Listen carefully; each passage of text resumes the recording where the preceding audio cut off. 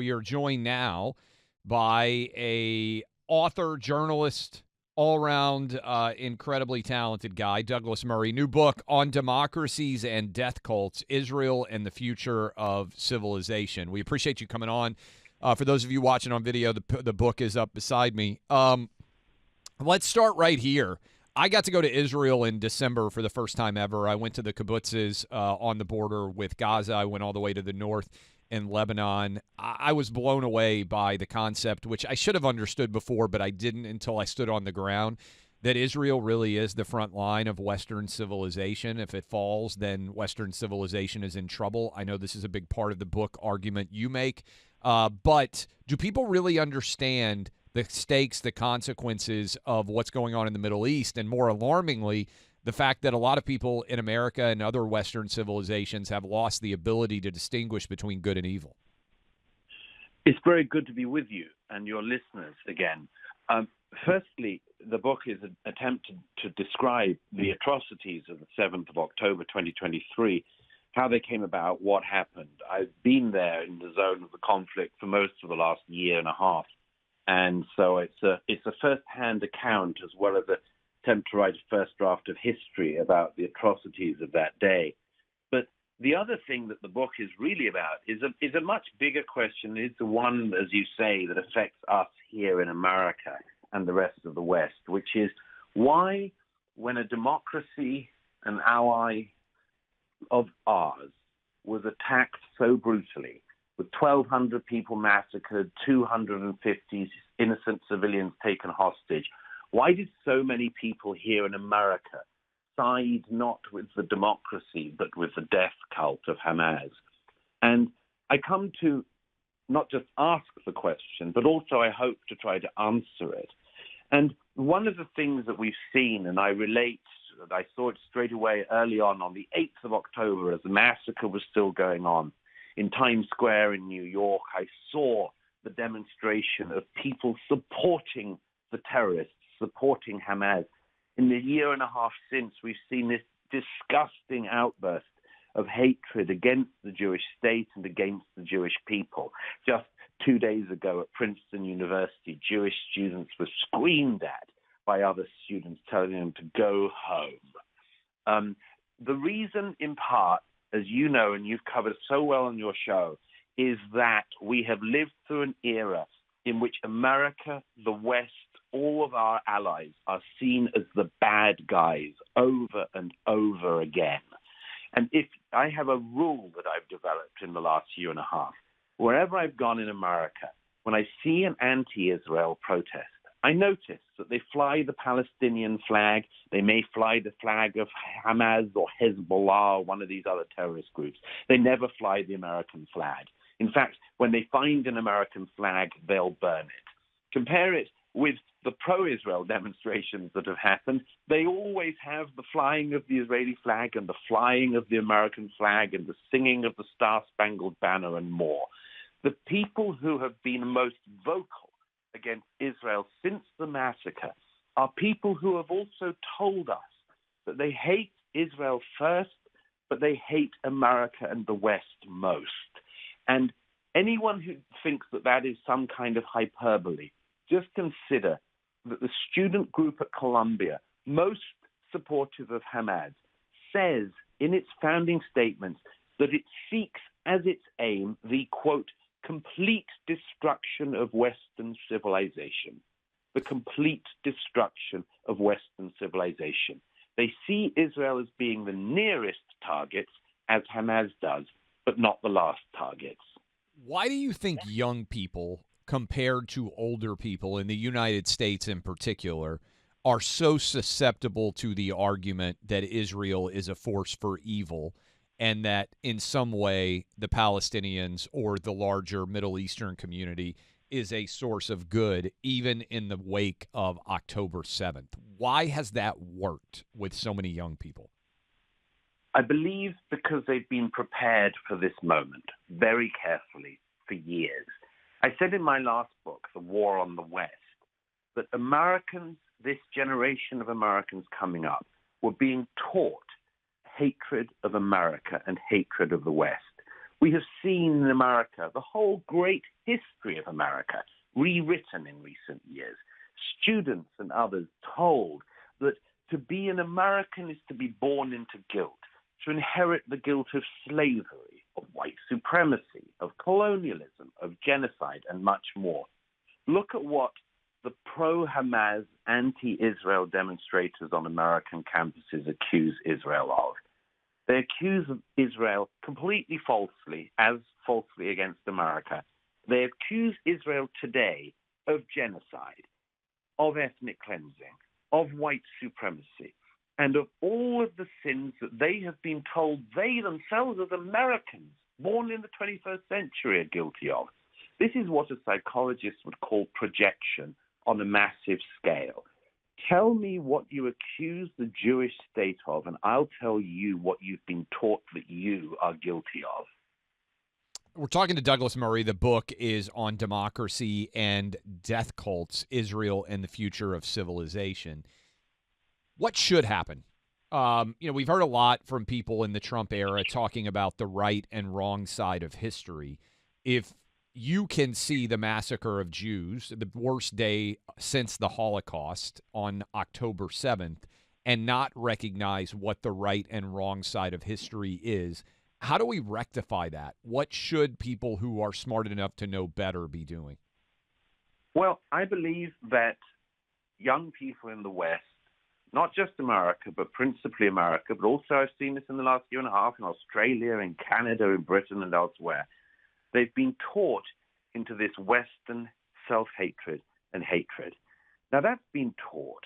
Older generations of Americans do not hate America because they weren't taught to hate America. Older generations of Americans don't hate other democracies because they weren't taught to hate other democracies. Part of this generation, not all of them, there are some great young people coming up, but part of this generation has been taught this hatred. I believe that it is going to require a generation to teach them out of it. I think that's well said. We're talking to Douglas Murray. The book, I encourage you to all to go check it out, is on democracies and death cults. It's out right now. You mentioned younger generations and the need to teach them about what actually has taken place. How much of this is the perverse idea that you built on here that white people are to blame for everything and that Jewish people are just seen as white and therefore in the left-wing anti-American and anti-Western perspective, there is no ability to grapple with the idea that someone who is of lighter skin could actually be a victim here. I mean, it I think is partly a function of just the broken worldview at play. I think you're completely right. The thing that this generation has been taught, the thing that has been across our media, whether it's the New York Times 1619 Project, whether it's radical Democrats talking about white guilt and all of this sort of thing, always the Jews were going to become a victim of this. And sure enough, the people who believe that they're against racism are accusing, again, it goes back to this thing, it's a mirror of their own sins, as they've been told them. Always they accuse Israel of white supremacy. I mean, you've been there, yes, like me. It's one of the most ethnically, racially diverse countries on the planet. 1/3 of people in Israel are of European descent, 1/3. The other 2/3 are Middle Eastern. They are from countries across the region historically who were chased out of those countries, Iraqi Jews, Persian Jews, Syrian Jews, and many others, North African Jews. To see white college campus kids in America accusing black Jewish Israelis of white supremacy is, even by the standards of our time and even with our probably wearied ability to be shocked, absolutely shocking, and shocking not least just for its sheer ignorance. When you look, Douglas Murray, the author of On Democracies and Death Cults, encourage you to go read the book. What you just said, the white American college kids coming after this. When I went to Israel, the other thing that stood out was Trump being called Hitler when Israel, if it could vote in the American presidential election, would have voted like Wyoming did or like West Virginia did. That is basically 70-30 pro-Trump. As someone who doesn't live in America, and when you hear that argument, how outrageous and outlandish is that analogy for our current president when it comes to his relationship with Israel? Well, just one quick thing. I actually do live in America when I'm not living in various war zones. I hot-footed it for my native Britain some years ago for very good reasons, and I'd like to think I'm one of the better American imports of recent years. We'll accept you. Yes, thank you. It's not for me to say, but because I love this country, I love America, I love the founding fathers, I love American history, and I love American people. So it grieves me enormously to see some of the wild hatred and wild claims that people have been encouraged into in recent years. Many people have been persuaded that basically, all of history is just the 1930s and 40s. Right. They only know one bad person in history, and that's Hitler. And their aim is to be anti-Hitler, which is like, wow, guys. That was a very brave and important thing to be in the 1930s and 40s. By the way, when many of the people were not actually anti-Hitler, when it would have been helpful, right? Exactly. It would have really helped if there had been more anti-Hitler people in those days. But history is a bit more complicated when you're going through it. And we are going through it now. One of the things that we've seen in the last 18 months is how many people who regard themselves as being anti-racists are in fact the racists.